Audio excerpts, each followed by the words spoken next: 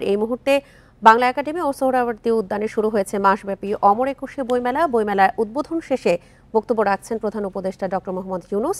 আমরা সরাসরি যাচ্ছি সেখানে। এক অবিচ্ছেদ্য অংশে পরিণত হয়েছে। ক্রমে ক্রমে এর গুণগত আয়োজনগত বিবর্তন হতেই থাকবে। বইমেলায় হাজির করার জন্য লেখক লেখিকারা সারা বছর প্রস্তুতি নিতে থাকেন যথাসময়ে নিজ নিজ বই সমাপ্ত করার জন্য।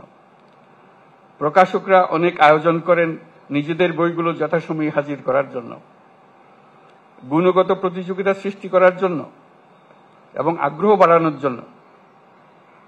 প্রতি বছর বিষয়ভিত্তিক সেরা লেখক স্বীকৃতির আয়োজন করলে লেখকরা এই স্বীকৃতি পাওয়ার জন্য এবং সেরা লেখকরা সেরা প্রকাশক পাওয়ার জন্য অনেক সহায়ক হবে। আমি এই প্রস্তাব দিচ্ছি।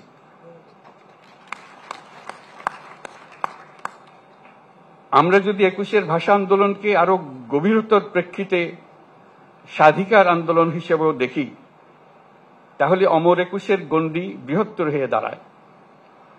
তখন আমরা ভিন্ন প্রতিষ্ঠানের মাধ্যমে কিশোর কিশোরী, তরুণ তরুণীদের তাদের সৃজনশীলতার জন্য স্বীকৃতি দিতে পারি, নতুন উদ্যোক্তা হওয়ার জন্য স্বীকৃতি দিতে পারি।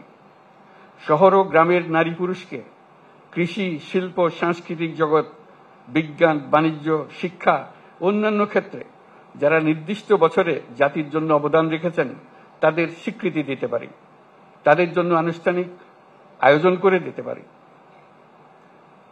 প্রবাসী বাংলাদেশিদের, প্রবাসী শ্রমিকদের অবদানের জন্য স্বীকৃতি দিতে পারি। সারা পৃথিবী জুড়ে নানা কাজে বাংলাদেশিরা কৃতিত্ব দেখাচ্ছে। আমরা একুশের দিনে তাদের সবাইকে স্মরণ করতে চাই।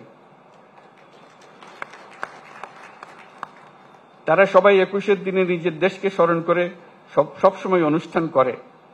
তারা আমাদের পরিবারের অংশ হিসেবে তাদের সন্তান সন্ততির কাছে বাংলাদেশকে পরিচয় করিয়ে দেয়।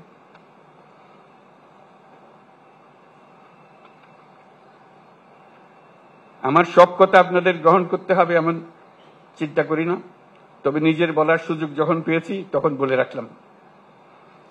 বাংলা একাডেমিকে ধন্যবাদ। আপনাদের উপস্থিত সবাইকে শুভেচ্ছা জানাচ্ছি। এর সঙ্গে একুশে বইমেলা 2025-এর শুভ উদ্বোধন ঘোষণা করছি।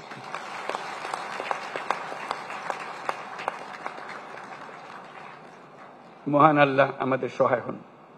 ধন্যবাদ।